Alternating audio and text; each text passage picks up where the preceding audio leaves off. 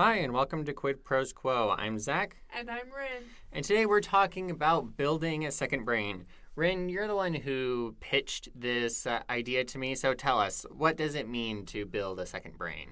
So, to have a second brain is to have an external system outside your brain that helps your brain operate at the highest capacity it can.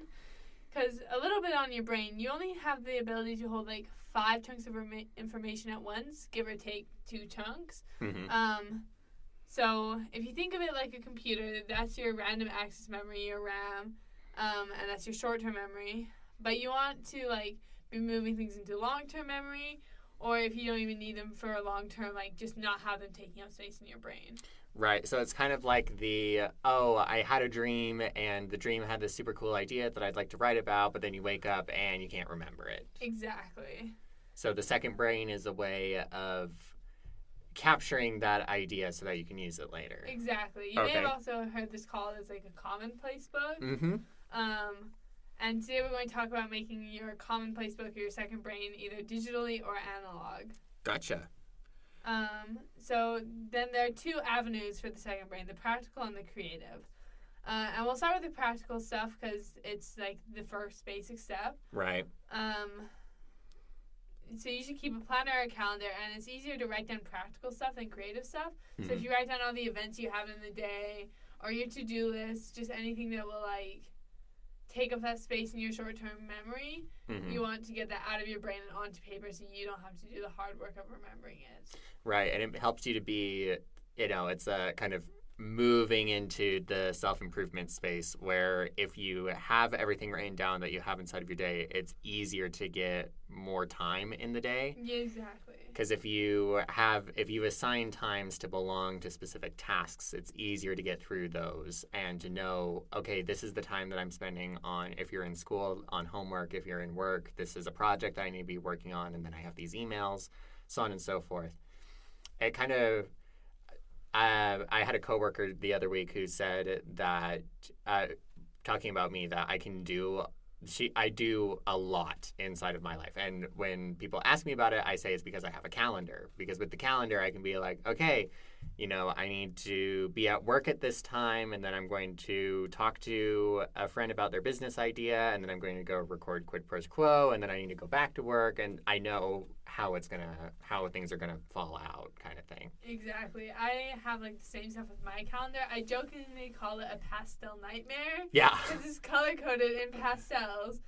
But opposite of being a nightmare is actually super helpful. And I'm like, I know exactly what I need to do. I know how much time things are going to take. Mm-hmm. And figuring out how much time things are going to take when they're not a set time block is a whole nother skill that we can talk about in a later episode. But basically, you want to externalize all this practical information so you free up space in your brain's RAM. So you can kind of daydream. Exactly. Gotcha. And that gets us to level 2 of daydreaming, creative work, and externalizing that. It's harder to write down creative stuff than practical stuff because fear the blank page in our perfectionism as writers, and we did a whole episode on resistance, right. And the War of Art by Stephen Pressfield. Mm-hmm. But this is where we get more into the idea of a commonplace book rather than an agenda or a calendar. Right. So it's kind of this book that you just offload everything into. It can be a notebook or, something like that, where it's, I had a random idea for a character. I had a random idea for this element of a magic system. I had a random idea for a scene for something that I would like to write someday. And you just throw that all into the commonplace book. Exactly. It's almost like a personalized encyclopedia, I've heard it called. Mm-hmm. And as long as you carry it with you everywhere and you're consistent about writing stuff down in one place instead of across 10 notebooks, as some of us are wont to do. Definitely not you. Definitely not me. Whatever gives you that idea. No, I'm trying very hard to be better at writing in one place. But right now I have 1 or 2 physical notebooks and then at least 2 different notes app on my phone. So yeah. Working on deciding on just one. Yeah, fair enough. Yeah. Then, now that we've talked about the avenues for the second brain, the practical and the creative, we can talk about the modes for the second brain. And analog and digital both have their pros. Analog is on paper. Digital would obviously be on a computer or a phone. Mm-hmm.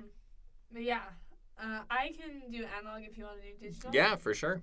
Sweet.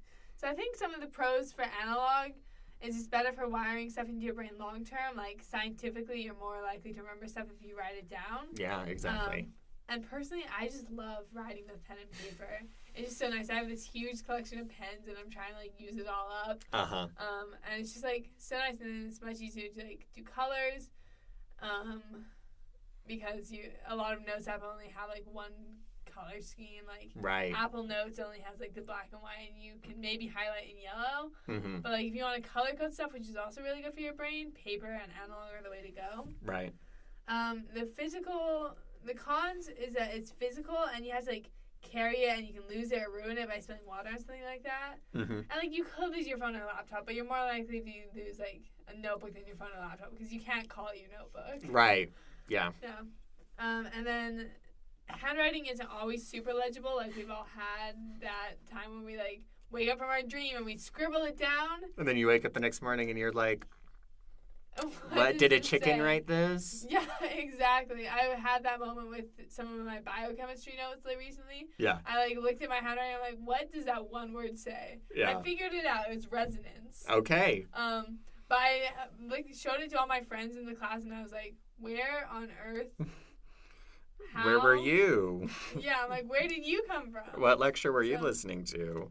Exactly. So, yeah. Pros, better for wiring stuff into your brain. It's great for that. Cons is it's easier to lose, and sometimes you can't read what you wrote.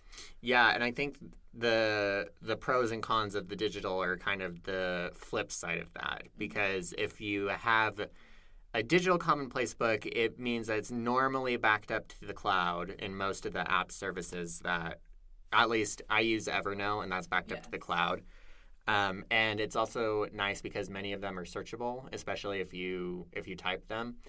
And that makes it resistance to losing it. Like, I was on a flight. I was going to Austin for a friend's wedding, and no, it was Dallas, but that's besides the point. And I left my notebook inside of the airplane, and despite telling them exactly where it was, they couldn't find it.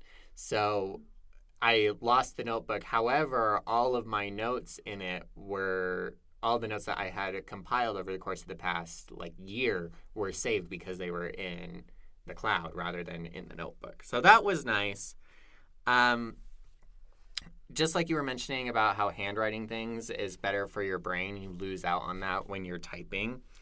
And it often will require more skill to do the same things that you can do with pen and paper, like making mind maps or timelines or, specific software, and sometimes software can be expensive. So depending on what your mileage is and what is important to you, maybe analog is better than digital, maybe digital is better than analog, but that's something that everybody gets to decide for themselves as a writer. Yeah, absolutely. Let's just recap what we talked about, and then we can take us out of the episode. Yeah. So you can only hold 5, give or take 2 chunks of info at once. So you have to make sure you're not using your precious short-term memory, which is where you are creative generally, on stuff like dates in your calendar or your mom's birthday, because that's important, but you don't need to have it at the front of your mind at all times. Right. You have to first get down to practical before you can be creative. It's hard to be creative when all your energy and RAM is taken up by being practical and just being a human in this capitalist society. And then you can either go analog or digital, and we already went over the pros and cons for both. But that's all we have for you this week. Thanks for listening to Quid Pro Quo.